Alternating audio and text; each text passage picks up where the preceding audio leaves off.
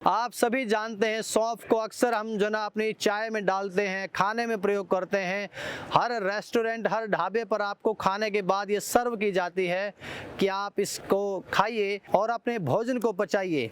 तो सौंफ जो है निश्चित रूप से पाचक है। हमारे जो खाए हुए अन्न को पचाने का कार्य सौंफ करती है, जिसकी वजह से आप गैस्ट्रिक, एसिडिटी, कॉन्स्टिपेशन जैसी जो समस्याएं हैं उन सब से अपने आप को निजात पा सकते हैं। लेकिन इसका प्रयोग करने का जो तरीका है वो अक्सर हमें नहीं पता।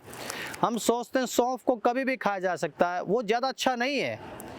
लाभ तो होगा लेकिन उतना नहीं होगा जितना आप खाना खाने के तुरंत बाद आप जो है आधा चम्मच बड़ी सौंफ, छोटी और बड़ी दो प्रकार की सौंफ आती हैं। तो जो बड़ी वाली सौंफ है वो ज़्यादा पाचक होती है, ज़्यादा डाइजेस्टिव होती है। तो जो बड़ी वाली सौंफ है वो आधा चम्मच सुबह खाने के बाद, आधा चम्मच रात को खाने के बाद अगर आप खाने में इसका प्रयोग करेंगे तो निश्चित रूप से आपका जो खाया हुआ अन्न है वो और अच्छे से पचेगा, डाइजेस्ट होगा, जिससे आपको पेट की समस्त समस्याएं नहीं होंगी। अगर सर्दियां हैं तो उस समय सौंफ के साथ आप एक छोटी डली, अगर आप डायबिटिक नहीं हैं, शुगर आपका बहुत ज़्यादा बढ़ा हुआ नहीं है, तो इस सौंफ के साथ आप एक छोटी डली गुड़ की भी साथ में प्रयोग करेंगे तो आपका जो अन्न है वो और अच्छे से पचेगा। और आपका जो हीमोग्लोबिन है उसकी, अगर आजकल जो समस्याएं जो चल रही हैं, अगर आपका हीमोग्लोबिन कम है तो वो भी आपका कम नहीं होगा, वो भी आपका एकदम से बढ़िया महीने भर में बढ़ जाएगा,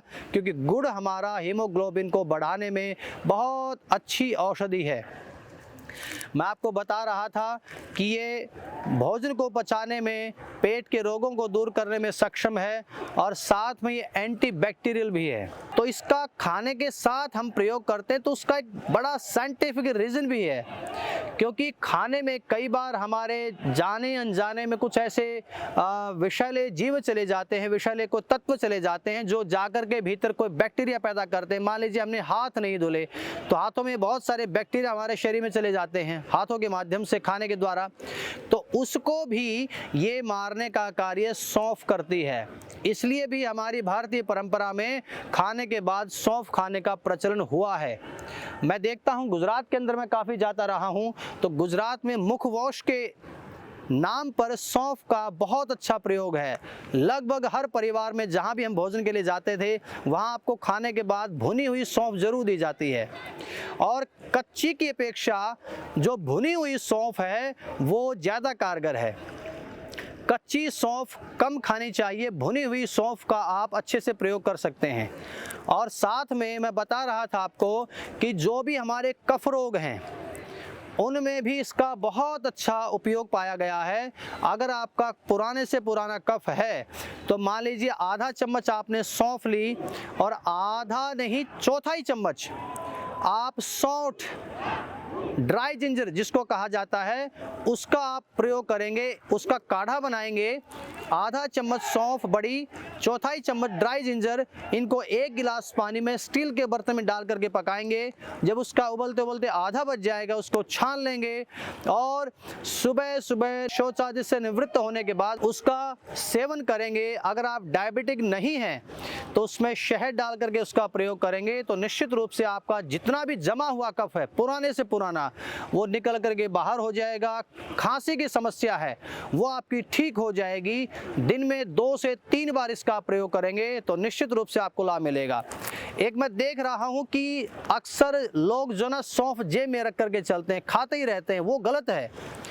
इस औषधि का जहां अनेक लाभ हैं, इस औषधि के जहां अनेक लाभ हैं वहां एक बहुत बड़ा दोष भी है, और वो दोष है कि ये हमारे शुक्र का नाश करती है। अक्सर हम सौंफ को शीतल प्रकृति का मानते हैं, लेकिन ध्यान रखिए मित्रों, ये गर्म प्रकृति की होती है और सौंफ शुक्र नाशक भी होती है।